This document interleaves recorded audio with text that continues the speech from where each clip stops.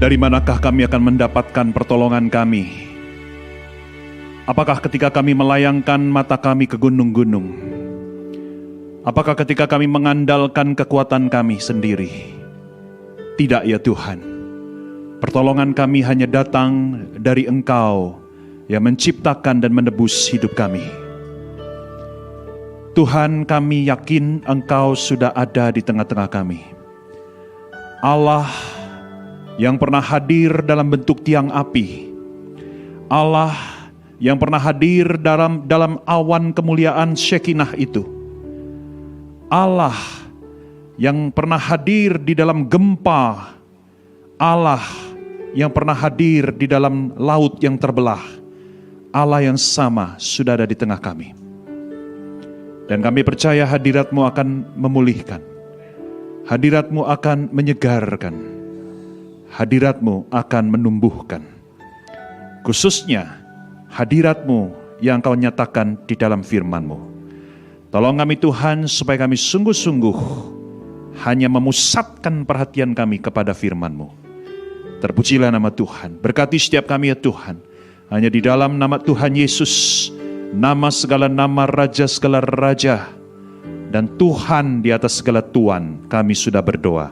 Sama-sama orang percaya serukan. Amin, amin, puji Tuhan. Silakan duduk.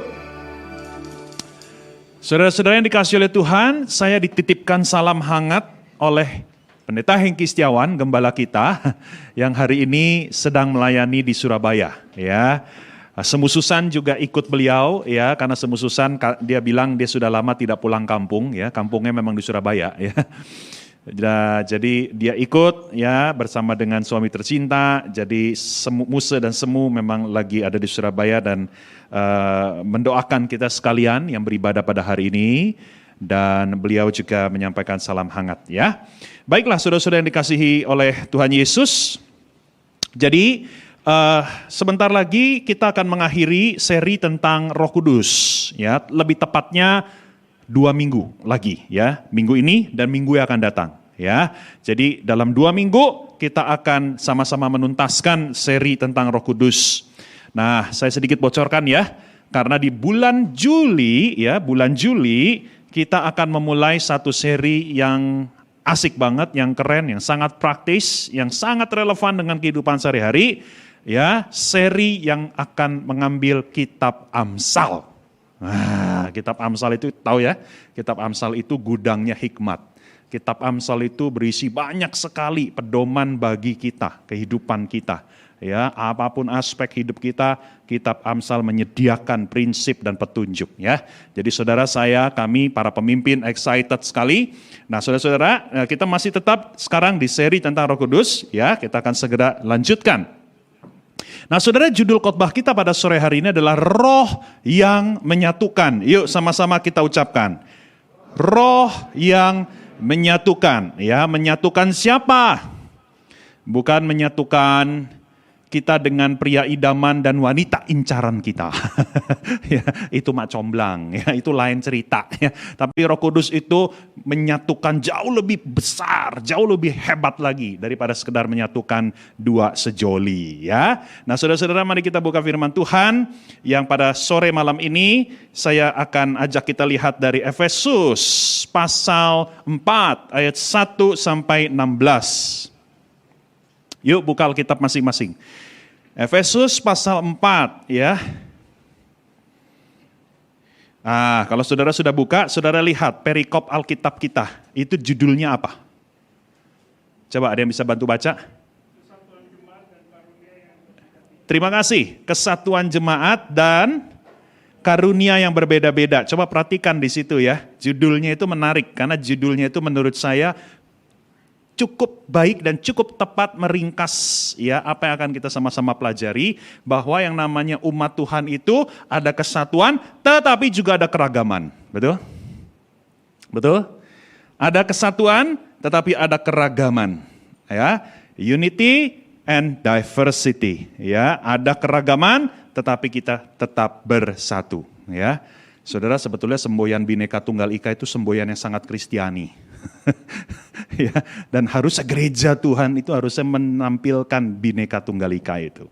Berbeda-beda tetapi satu ya. Nah, yuk kita sama-sama akan baca. Saya baca buat saudara ya.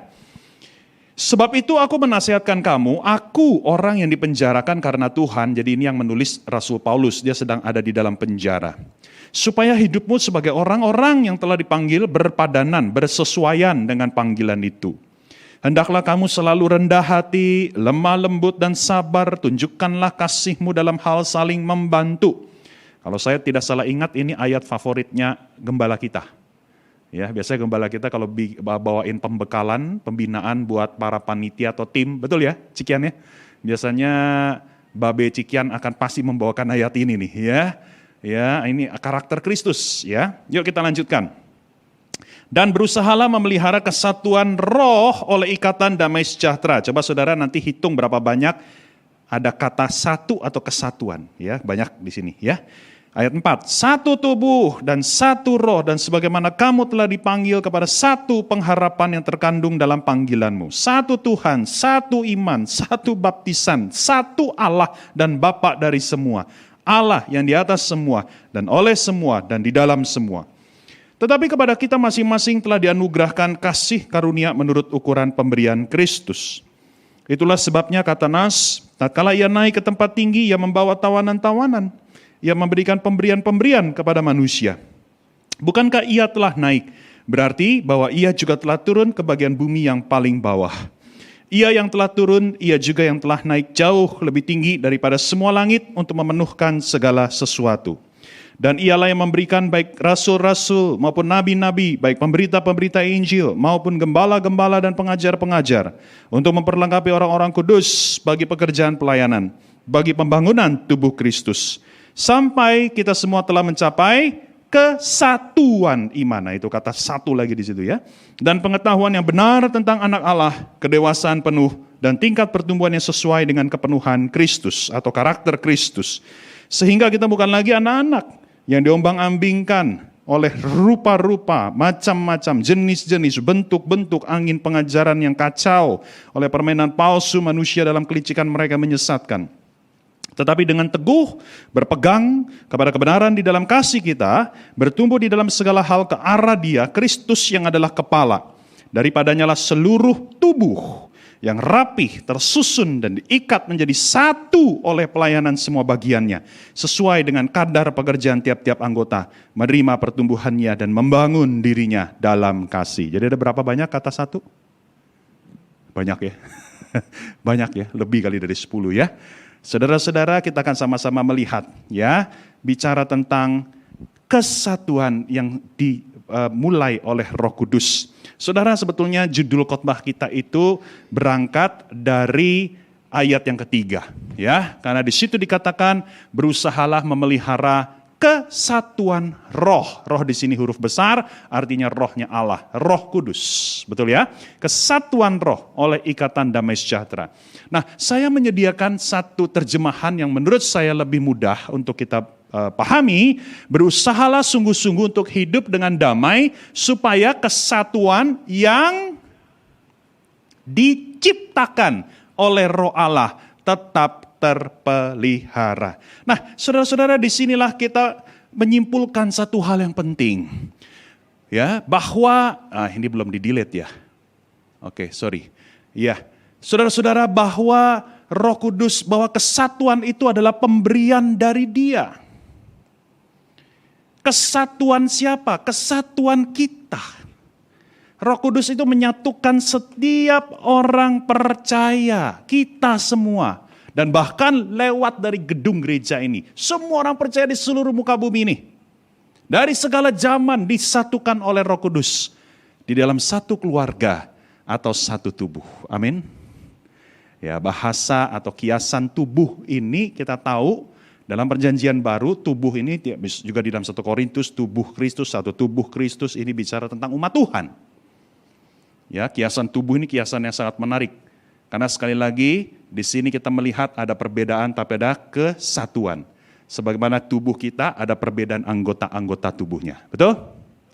Tubuh manusia ada mata, ada rambut, ada kaki, ada tangan, ada Ada apalagi di dalam ini banyak sekali saudara ya organ-organ, bahkan jari kita aja berbeda, betul? Satu tangan jari 5 jenis.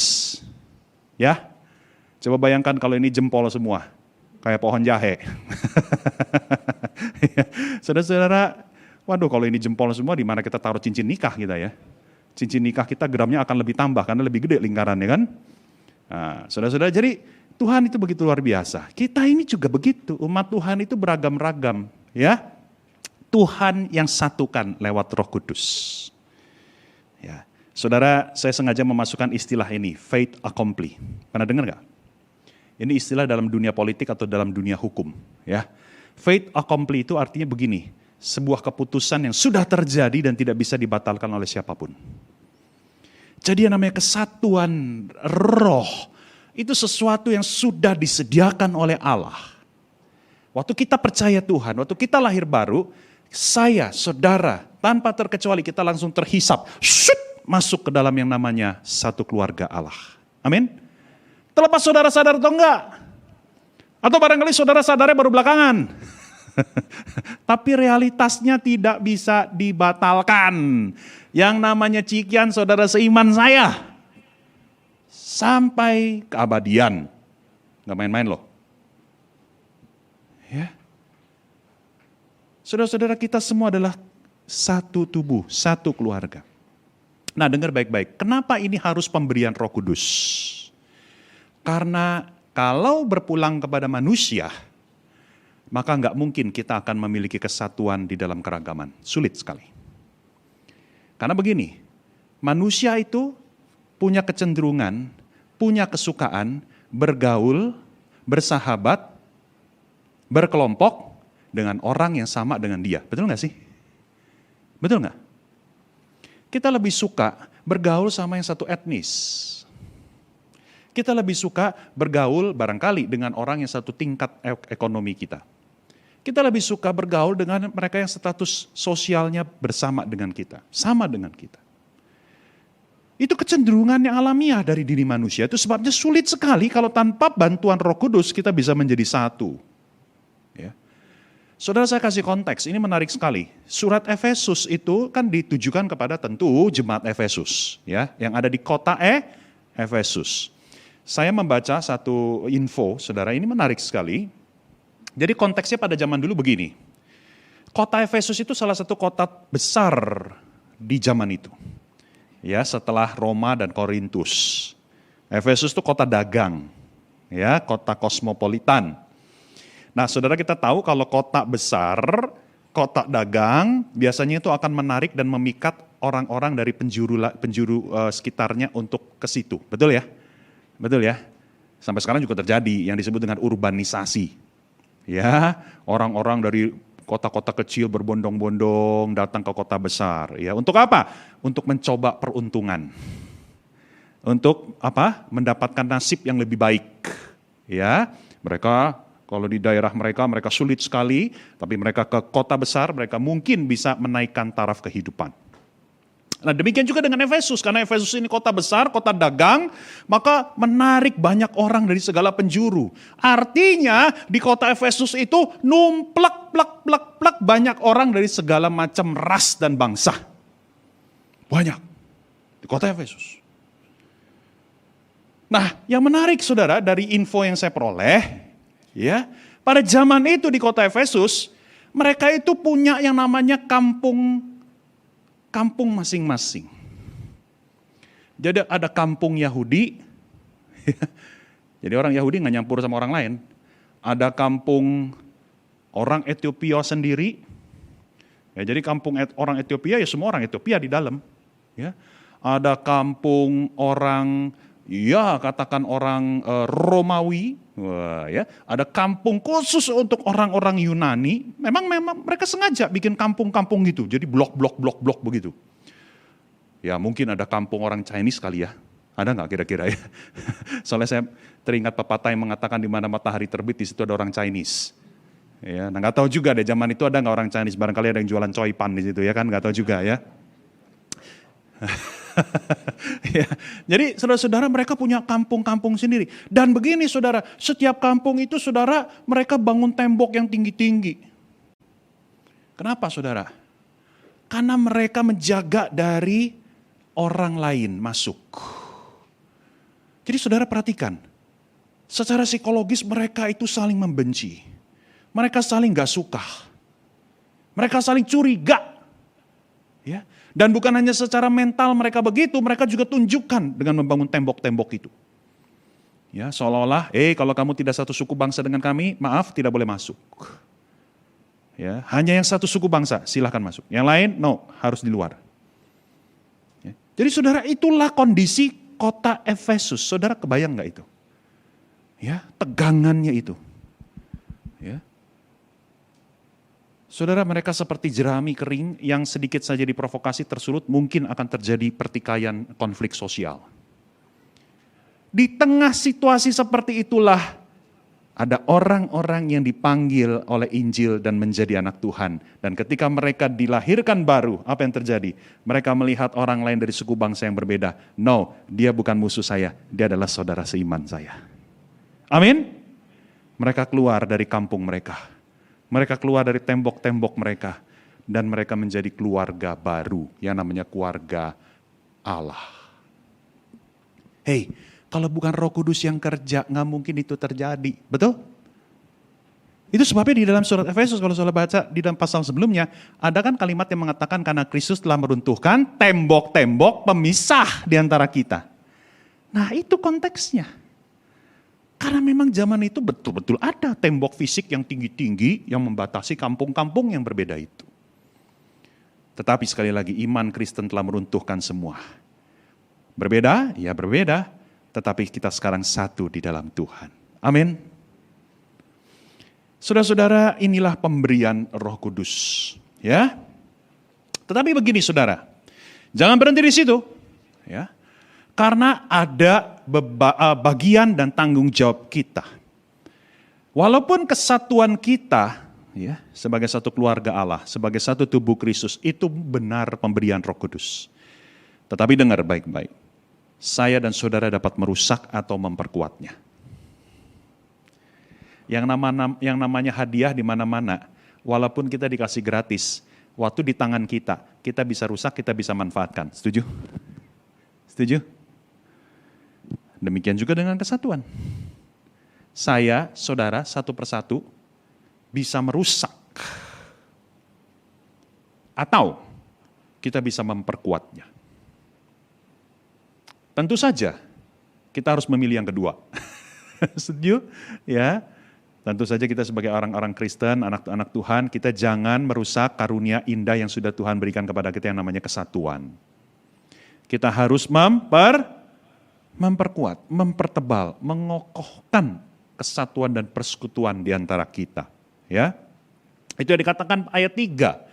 Berusahalah memelihara kesatuan roh. Ya, lihat perkataan ini. Berusahalah memelihara. Ya, sekali lagi saya tegaskan, kata kerja yang dipakai bukanlah berusahalah menciptakan, enggak. Berusahalah membuat, enggak. Karena kesatuan roh itu adalah dari Roh Kudus. Tetapi bagian kita apa? Memelihara, menjaga, memperkuat kesatuan. Ya, berusahalah sungguh-sungguh. Nah itu tuh, ya terjemahan yang di bawahnya.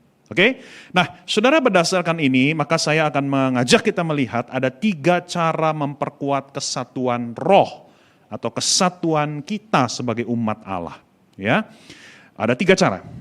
Cara yang pertama, mari sama-sama kita ucapkan. 3, 2, 1. Padukan keyakinan. Padukan keyakinan. Apa yang dimaksud ini? Coba lihat ayat 4-6. Ya. Saudara perhatikan, firman Tuhan berkata kita ini satu umat, ya, karena kita punya satu Tuhan, satu iman, satu baptisan, satu Allah dan Bapa dari semua. Saudara, keyakinan di sini bicara tentang iman. Ya.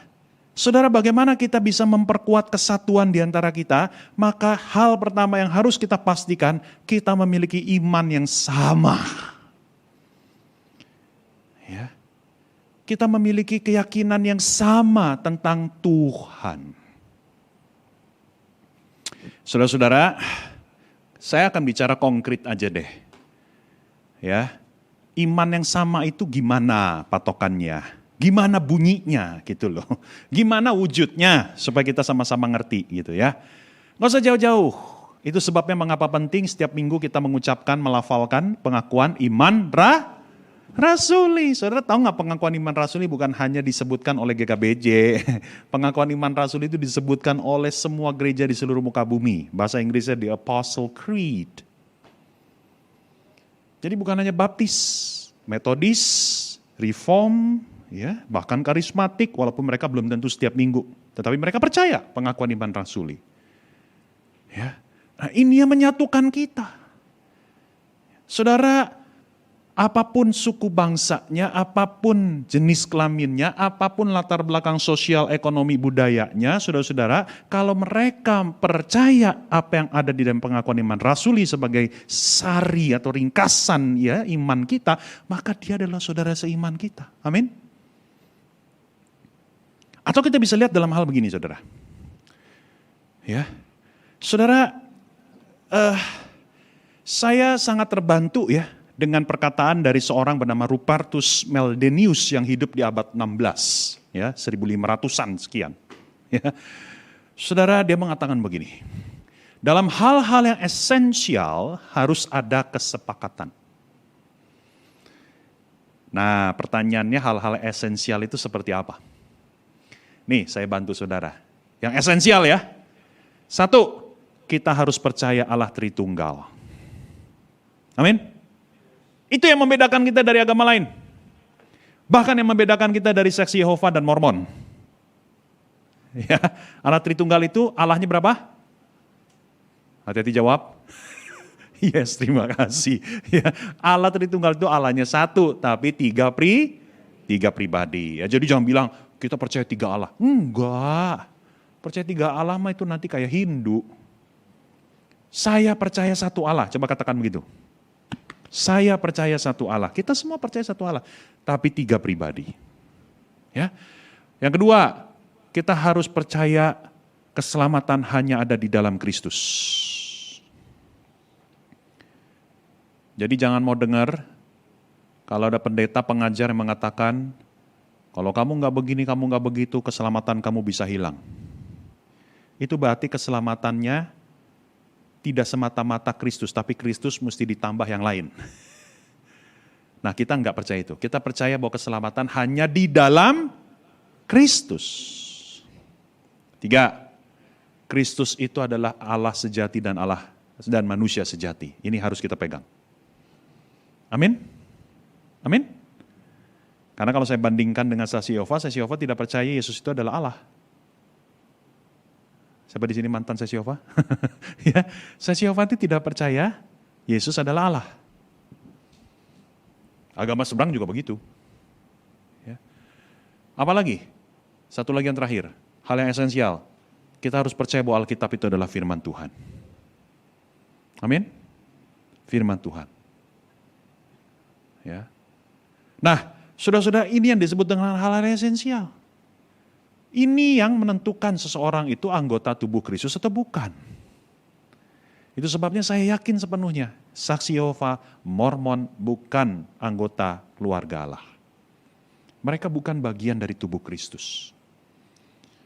Ya, tapi kalau gereja lain, Baptis, ya, Reform, Anglikan, Metodis, Ortodoks, walaupun mereka berbeda aliran, berbeda nama, berbeda pelang gereja, tapi mereka percaya dengan hal-hal yang tadi saya sebutkan, mereka adalah saudara seiman kita. Amin? Ya. Nah, dalam hal yang tidak esensial harus ada kebebasan. Apa ya hal-hal yang tidak esensial? Wah, banyak. Baptis selam atau baptis percik. Betul? Gereja kita baptis selam.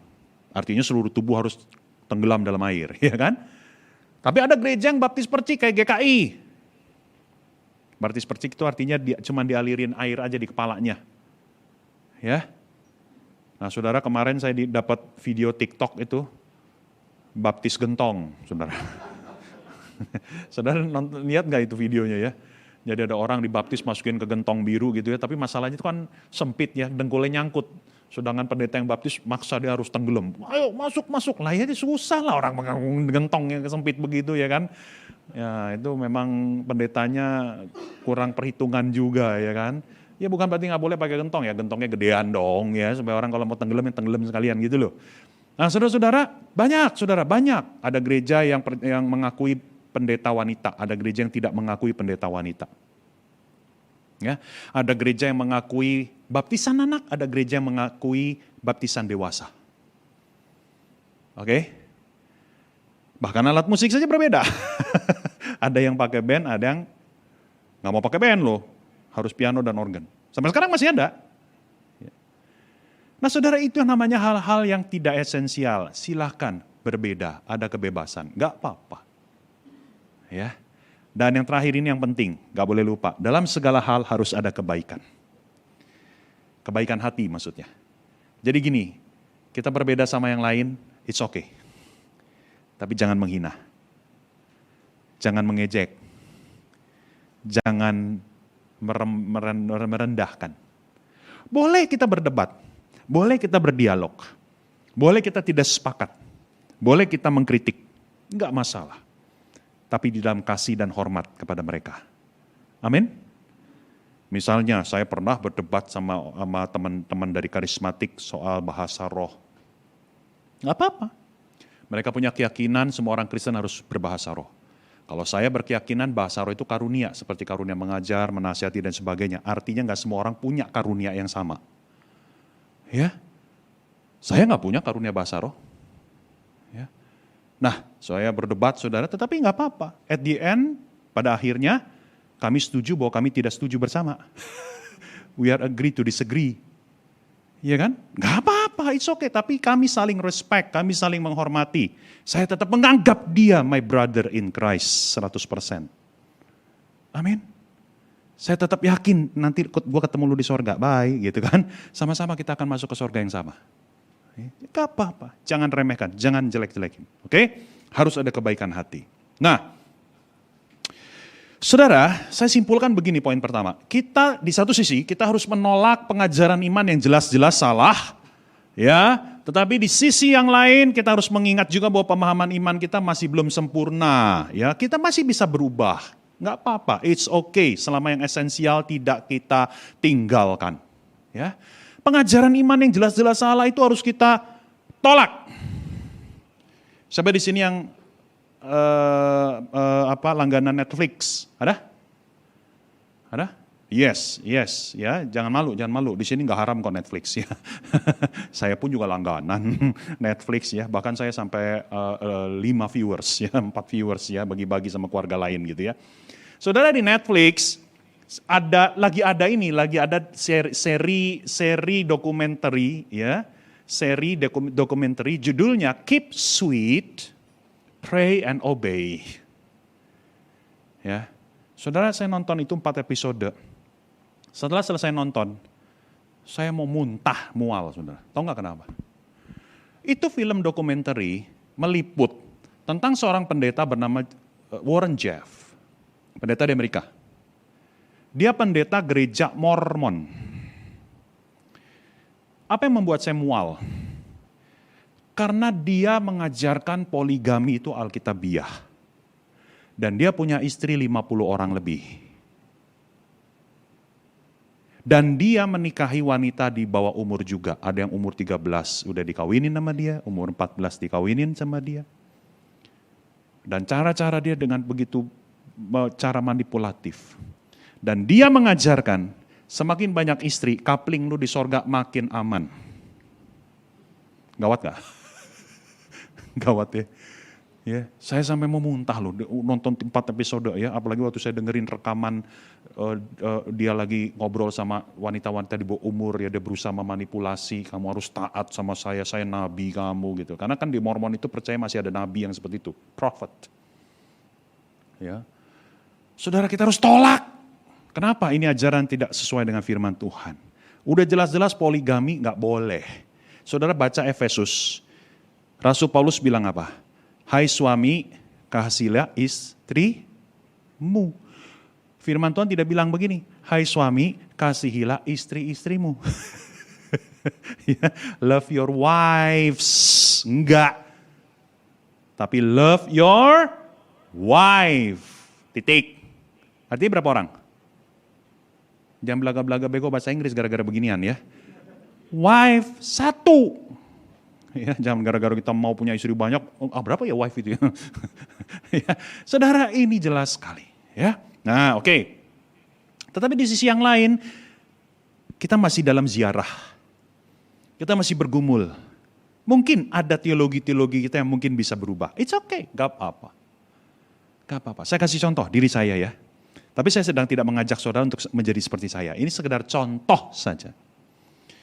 Dulu, saya percaya orang itu bisa selamat kalau dia mengakui dengan mulutnya, imannya, hatinya, Yesus adalah Tuhan dan Juru Selamat. Itu sama kayak dalam surat Roma. Saya juga masih percaya itu. Tetapi, dengar baik-baik. Sekarang, saya percaya bahwa tidak berhenti di situ. Saya percaya ada yang namanya kasih kemurahan Allah yang juga bisa dilimpahkan kepada orang-orang yang tidak mampu mengucapkan itu. Contohnya apa? Orang-orang dengan kemampuan inteligensi yang rendah. Orang-orang yang gangguan jiwa. Mereka nggak bisa loh mengerti tentang Yesus itu Tuhan. Ngerti yang saya maksud? Apakah artinya mereka selama-lamanya akan masuk neraka? Tentu kita percaya dosa asal. Tetapi saya percaya His mercy is more. Kemurahan Allah jauh lebih besar daripada dosa asal. Saya percaya saudara sekarang bahwa mungkin Tuhan bisa menyelamatkan orang-orang tertentu walaupun mereka secara kapasitas intelektual mereka tidak bisa mengucapkan Yesus adalah Tuhan. Yesus adalah Juru Selamatku. Karena memang nggak bisa kapasitas intelektualnya. Nah itu, saya mengalami perubahan. Dan it's okay. Saya tetap percaya Tritunggal. Saya tetap percaya keselamatan di dalam Kristus, tidak sama sekali bergeming. Ya, secara esensial tidak ada yang bergeser dari diri saya. Oke? Nah ini hanya sekedar contoh. Yang kedua saudara, cara memperkuat yang kedua adalah praktekkan kasih. Sama-sama kita ucapkan. Inilah yang dikatakan oleh ayat 1 dan 2. Ya, ayat 1 dan 2. Ya. Coba kita lihat yang diwarnai kuning. Ya. Kasih itu wujudnya apa? Kalau dalam ayat ini, kerendahan hati, kelemah lembutan, kesabaran, dan saling membantu. Ya, coba kita lihat satu persatu secara cepat aja. Apa itu kerendahan hati? Kerendahan hati lawannya adalah apa? Ya, gampangnya kesombongan atau tinggi hati, ya kan? Rendah hati, tinggi hati, gitu kan? Ya kan? Ya, tetapi saudara, rendah hati itu saudara artinya kita mengutamakan kepentingan orang lain daripada kepentingan diri sendiri. Maka lawannya adalah egoisme. Karena egoisme adalah mengutamakan kepentingan diri sendiri daripada orang lain. Lemah lembut itu artinya tidak kasar. Ya. Baik dalam perkataan, baik dalam perilaku, baik dalam hal apapun yang lain. Dan bagi saya orang yang lemah lembut itu tidak mudah menghakimi. Orang yang lemah lembut itu saudara-saudara dia siap mendengar sebelum mengucapkan sesuatu. Ngerti maksudnya saudara ya? Itu orang yang lemah lembut. Ya, dia tidak mudah menghakimi, menilai saudara seiman lain, ya. Ada saudara seiman jatuh langsung dihakimi sama dia. Ya, dia memang begitu, memang udah ketebak lah gaya-gayanya juga begitu gitu ya. Enggak, orang yang lemah lembut itu dia menyediakan ruang di hatinya, ya. Ada apa ya sehingga dia bisa jatuh. Dia tidak mudah dan buru-buru menghakimi. Oke. Sabar, apa maksudnya kesabaran? Kesabaran itu artinya kita rela menanggung kelemahan atau kekurangan saudara seiman. Setiap orang ada kekurangan enggak? Ada. Setiap orang ada kelemahan enggak? Ada. Kita sabar dengan kekurangan kelemahan saudara seiman kita. Bukan berarti kita mentoleransi. Kita boleh tegur, kita boleh kasih masukan. Tetapi orang yang sabar tidak akan mudah putus asa dengan saudara seiman yang punya kelemahan. Saudara ngerti yang saya maksud? Ya. Gue capek sama lu. Lu mah udah bohwat lah, udah susah lah dibentuk. Gitu ya. Itu namanya saudara nggak sabar. Itu namanya saudara udah putus asa. Orang yang sabar tuh nggak begitu. Ya. Dan dalam hal saling membantu. Oke, saudara sebetulnya saya nggak usah jelaskan panjang-panjang. Saudara sudah bisa mengaktifkan imajinasi. Kalau orang sombong, egois, ya, kasar, kemudian apalagi suka menghakimi, ya, gampang putus asa dengan kelemahan orang lain, saudara nggak pernah mau ngebantu, ya, cuek aja, pasif. Kira-kira kalau jemaatnya kayak begini, kesatuannya makin tumbuh atau makin rusak? Makin rusak, ya kan? Tapi kalau jemaatnya makin banyak yang rendah hati, lemah lembut, sabar dan saling membantu, makin kuat gak kesatuan kita? Iya, otomatis. Saudara ngerti ya? Nah, kesimpulannya Kolose 3:14 ya, dan di atas semuanya itu kenakanlah kasih, karena kasih itulah pengikat yang mempersatukan dan menyempurnakan. Oke. Nah, sampai di sini saudara barangkali saudara pernah mengalami begini. Iya, contoh Jimmy, saya sudah baik sama dia, saya sudah nunjukin kesabaran saya sudah nunjukin kasih saya, tapi dia kagak ngerti-ngerti dong. Udah kagak ngerti, udah keras kepala, dia salah pahamin saya lagi. Ya, dia tuduh saya kepo lah, dia tuduh saya begini, dia tuduh saya begitu, saya malah diomelin, saya malah diusir dari rumah dia, bla bla bla bla bla. Aduh, contoh Jimmy, sebel banget, nyakitin itu. Kayaknya kebaikan saya sia-sia. Tunggu dulu, nggak sia-sia. Karena kalau kita mempraktekkan kasih, itu bukan hanya untuk orang lain kepentingannya, tapi juga untuk diri sendiri. Kita menjadi serupa dengan Kristus. Amin. Mungkin dia nggak ngerti kebaikan kita, mungkin dia menyalahpahami kebaikan kita. Tapi saat kita mempraktekkan kasih, kita sedang menjadi serupa dengan Kristus. Dan jangan lupa, Tuhan Yesus saja udah begitu baik seumur hidupnya, ujung-ujungnya malah disalipin. Iya kan? Saudara belum sampai disalipin, gak usah kecil hati. Iya kan? Tetaplah berbuat baik kepada siapapun. Ya. Ini dia, ayat 32 mengatakan, di dalam kasih kita bertumbuh di dalam segala hal ke arah Dia, Kristus yang adalah kepala. Ya. Saudara-saudara, jadi kayaknya saya salah nih, bukan ayat 32 ya. Ya, di dalam kasih artinya ketika kita mempraktekkan kasih, kita makin serupa dengan Dia. Ya. Yang terakhir, saudara-saudara, ya, bagaimana cara memperkuat? Yuk kita baca sama-sama. 3, 2, 1. Pakailah karunia. Ya, saudara, itu yang dikatakan ayat 7, ayat 11, 12, ayat 16. Saya nggak baca lagi karena panjang, tapi intinya begini. Ya, saudara-saudara, setiap orang Kristen pasti diberikan karunia rohani oleh Tuhan. Oke? Setiap orang, tanpa terkecuali. Perbedaannya ada yang sadar, ada yang enggak, ada yang udah tahu, ada yang belum tahu. Ada yang tahu tapi cuek aja, ada yang tahu dimanfaatin sama dia.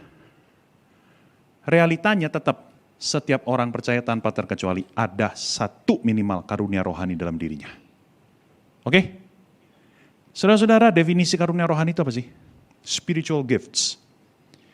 Kemampuan dari Roh Kudus dalam diri setiap orang percaya, jadi bukan hanya segelintir orang percaya, setiap orang percaya untuk melayani dan memenuhi kebutuhan rohani saudara seiman dalam perjalanan mereka menuju kedewasaan rohani yang sejati. Jadi begini, karunia rohani itu beda sama bakat. Oke, karena orang di luar kekristenan, orang non-Kristen yang bukan anak Tuhan, mereka juga bisa punya bakat yang sama dengan kita. Katakanlah bakat berbicara, misalnya gitu ya. Betul ya? Kan ada kan di luar sana pembicara-pembicara yang hebat, yang ngetop. Padahal bukan Kristen kan? Para pembicara motivator yang keren-keren, ya kan? Di TikTok banyak tuh, saya juga seneng tuh ikutin. Ada beberapa tuh, yang dari Amerika juga ada tuh ya. Oh bagus-bagus saudara. Ya. Tapi mereka bukan orang Kristen. Ya. Itu bakat. Kalau karunia lain. Kalau karunia itu kayak begini saudara. Misalnya saya berbicara. Lalu melalui saya berbicara, orang-orang diteguhkan, orang-orang jadi mengalami penghiburan dari Allah, orang-orang jadi terbuka akan kasih Allah, orang-orang menjadi terbuka akan Injil Tuhan. Itu namanya karunia. Ngerti maksud saya? Karena karunia itu punya spiritual power. Bakat hanya sekedar mampu melakukan sesuatu dengan baik. Tetapi kalau yang namanya karunia, itu ada kuasanya. Ada orang bakat nyanyi bagus di luar Kristen, betul nggak? Tetapi ketika mereka bernyanyi belum tentu menjamah hati kita sampai kita sungguh-sungguh mengalami kasih Tuhan. Tetapi misalnya Grace, Calvin ketika bernyanyi, ya, mungkin bakatnya tidak sebesar bakat penyanyi di luar sana. Tetapi ketika mereka bernyanyi, mereka memimpin pujian, kita berjumpa dengan Tuhan. Artinya mereka punya karunia. Amin. Karunia melayani. Ya. Nah, saudara-saudara dengar baik-baik. Mengapa saya kaitkan ini dengan karunia? Ya, mengapa kesatuan itu harus diperkuat melalui karunia? Karena tidak semua orang Kristen punya karunia yang sama, itu sebabnya kita saling membutuhkan. Ya, nggak semua orang Kristen diberikan karunia memimpin. Nggak semua orang Kristen diberikan karunia menasehati. Nggak semua orang Kristen dikasih karunia untuk menegur. Menegur itu susah ya. Ya. Itu sebabnya kita butuh orang, kita sekalian itu butuh satu dengan yang lain. Karena kita saling melengkapi. Ya, oke. Nah, saudara, saya akan tutup firman Tuhan khotbah kita pada hari ini. Ya, ayat 3 kita lihat. Dan berusahalah memelihara kesatuan roh oleh ikatan damai sejahtera. Nah, saudara, kalau kita dengar kata damai sejahtera, maka langsung yang terpikirkan oleh kita, damai sejahtera itu adalah tentang kondisi. Betul? Damai sejahtera itu bicara tentang apa sih? Keadaan. Keadaan tanpa konflik, keadaan tanpa perang. Damai sejahtera. Betul ya? Itu pikiran umum. Ya. Tapi yang menarik saudara-saudara di dalam surat Efesus, ternyata damai sejahtera itu tidak hanya keadaan. Karena kalau engkau baca di dalam ayat 14 pasal 2, damai sejahtera itu dipersonifikasikan. Damai sejahtera itu mewujud menjadi satu pribadi. Karena dialah Yesus Kristus. Apa? Damai sejahtera kita. Yang telah mempersatukan kedua pihak. Ya, yang telah merubuhkan tembok pemisah, yaitu permusuhan atau perseteruan. Saudara-saudara, Yesuslah damai sejahtera kita. Saudara, Yesuslah yang memungkinkan kita akhirnya bisa memandang satu dengan lain dan berkata, engkau adalah saudaraku. Saudara-saudara, saya tutup dengan slide terakhir yang berkata begini. Yesus Kristus sudah mengalami permusuhan dan pengasingan terberat. Saudara sadar itu? Di atas kayu salib, Yesus ditinggalkan oleh orang-orang yang dia cintai. Di atas kayu salib, dia diejek, dihina, dicaci maki. Menjadi bulan-bulanan orang yang membenci dia. Dia tergantung di atas kayu salib sendirian. Dan dia berteriak, Allahku, Allahku, mengapa engkau meninggalkan aku? Karena dia menanggung dosa manusia, maka Allah yang Maha Kudus tidak lagi bisa bersekutu dengan dia. Saudara-saudara, dia mengalami permusuhan dan pengasingan yang terberat. Supaya apa? Supaya engkau dan saya menikmati persekutuan tererat dengan Bapa surgawi dan semua saudara seiman. Amin. Jadi kalau saudara engkau masih suka fitnah sesama saudara seiman, engkau masih suka ngomongin saudara seiman, engkau masih suka ngegosipin, yang salah itu bukan cuma yang bikin gosip, yang nyebarin gosip juga sama salahnya. Ya. Bukan hanya yang ciptain uang palsu yang salah, yang ngedarin uang palsu juga salah. Ya. Kalau saudara masih benci satu dengan yang lain, masih sentimen satu dengan yang lain, saudara masih gak suka satu dengan yang lain, saudara gak demen sama saudara seiman satu dengan yang lain, saudara sedang menghina pekerjaan Kristus di atas kayu salib yang telah menyatukan kita. Saudara, mari rawatlah kesatuan roh yang dimungkinkan karena Yesus sudah lebih dahulu mengalami permusuhan dan pengasingan itu. Mari sama-sama kita tundukkan kepala, kita berdoa. Bapa yang baik, kami mengucap syukur karena Engkau melimpahi kami dengan firman-Mu. Biarlah firman-Mu ini Tuhan terus-menerus hidup bergerak di dalam diri kami. Bergerak sampai membuahi akan karakter yang ilahi itu di dalam hidup kami. Tolong kami ya Tuhan, kami sangat mensyukuri sekali lagi untuk kesempatan kami mendengar firman Tuhan di malam hari ini. Kami boleh memasuki pekan yang baru dengan kekuatan, dengan kebijakan, dengan arah, dengan gairah dari Tuhan. Terima kasih Tuhan Yesus, terima kasih Bapa, terima kasih Roh Kudus. Hanya di dalam nama-Mu ya Tuhan Yesus kami semua sudah berdoa. Sama-sama orang percaya ucapkan Amin. Puji Tuhan.